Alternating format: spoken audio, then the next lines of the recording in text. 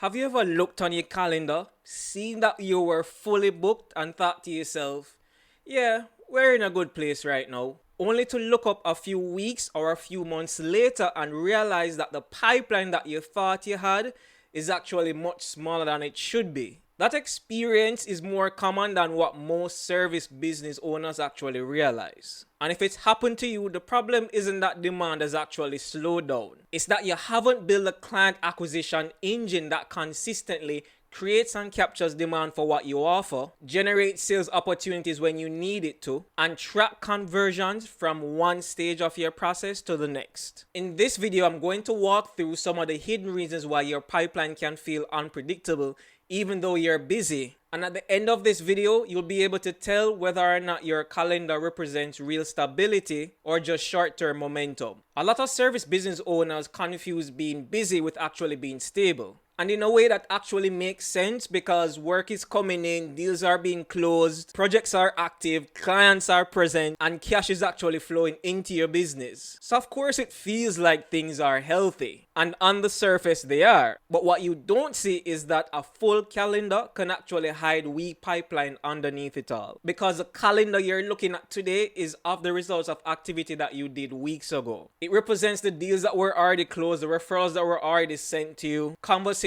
that already started, and relationships that were already working in your favor. So your business looks busy while the next stage of demand is actually getting weaker. That's why you can quickly move from we're completely booked to we're not bringing in business fast enough. And when that happens, it feels as though it's a problem that appeared suddenly. But most of the time it didn't really appear suddenly. You probably just didn't have visibility into when it was creeping into your business. And there were probably certain signs that demand was slowing down that you more than likely ignored. That's what most business owners miss until they're staring at an empty calendar, dry pipeline, and wondering what the hell happened. So this reminds me of what happened to me in 2021, right? We had just signed one of our biggest clients ever, doing good work. We were doing such a good job with that particular client that they decided to refer us to one of their clients who also needed marketing as well. And then I became so busy in delivering that the very same thing that got me that first client, I actually stopped doing, which was creating content. Then after 3 months of working together, my client decided to pivot his business and going into a different direction, which means that he didn't require my services anymore. Not only that, but the client that he also referred decided to bring in a marketing lead to take over the responsibilities that I was actually executing, which means they also didn't need me anymore. Now, there are certain signs that demand was actually slowing down, but I completely ignored them. And I didn't actually spend the time to ensure that I had demand coming in or created demand to ensure that I had qualified sales opportunities coming into my pipeline. Which is why it took me about 7 to 8 months to actually recover from that particular situation. And that was my first experience in the harsh reality of referral dependency. Which is why it's something that I stress so much to service businesses, because it's something that actually happened to me. And the reason why it actually took me so long to recover from it is because it hit me so much emotionally and mentally that at the time I didn't even know how to actually recover from it. But it was a good learning experience, and since then I've evolved, the business has evolved. So much so that we can actually teach other people and help other service businesses with the same exact problem that I struggled with many years ago. And this is one of the hidden risks behind referral dependency. When your service business relies too heavily on referrals, introductions, or relationship-driven demand, over time you start to realize that your pipeline is just basically borrowed trust and momentum because you didn't actually install an engine or a system that can help you to create and capture demand on your own. So referrals feel strong and feels like a really good idea while it's coming in and while it's flowing. But because the demand is not something that you control, often there are certain hidden risks that you don't realize is there until it's too late. And when your business is built mostly on referrals, it creates a dangerous illusion. And trust me, I would know. So there's actually 3 ways that this actually affects your business. Number 1 is the busyness illusion. When you're fully booked and your brain interprets this as, I have enough clients, I have enough revenue, everything is fine. You're in delivery mode, so your brain shuts off being in growth mode or demand creation mode. And then your pipeline slowly dries up over time because you're just too busy to even notice. Number 2 is a feast and famine cycle.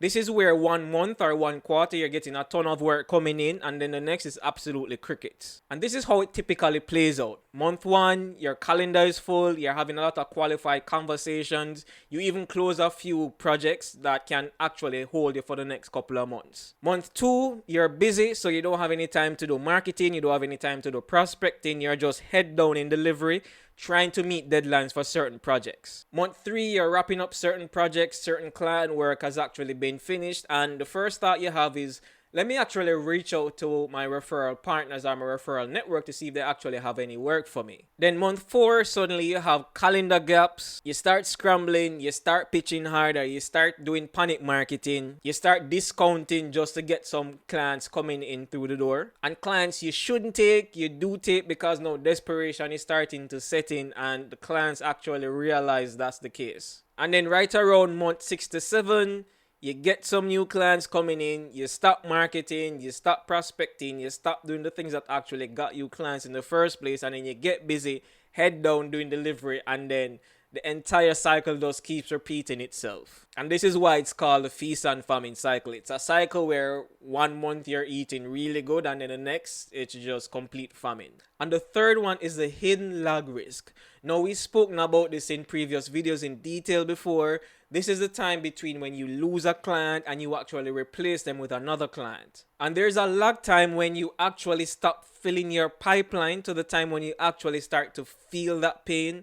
And for those of us in the service business space, that's usually between 6 to 12 weeks. So right now, if you're fully booked, you might be actually living on the residuals based on marketing and outreach that you did 2 months ago, and not necessarily because of current demand that exists in your business. But the decisions you're not making today to do the outreach, to create the content, do the follow-up on certain proposals, the negative effects of those is what you'll feel a quarter or 2 from now when you least expect it. This is a hidden risk of a full calendar. Not necessarily that anything is wrong right now, but that something is quietly draining in the background that you can't see now until it's too late. But you only discover the lag after a few weeks when that dry spell hits, and then it takes you about 6 to 12 weeks, as I mentioned, to actually refill that pipeline, which means your revenue is probably going to be reduced anywhere between 3 to 6 months. So the lesson here is a full calendar doesn't necessarily mean a stable pipeline. A stable pipeline means you can actually predict where clients will be coming from a quarter or 2 from now,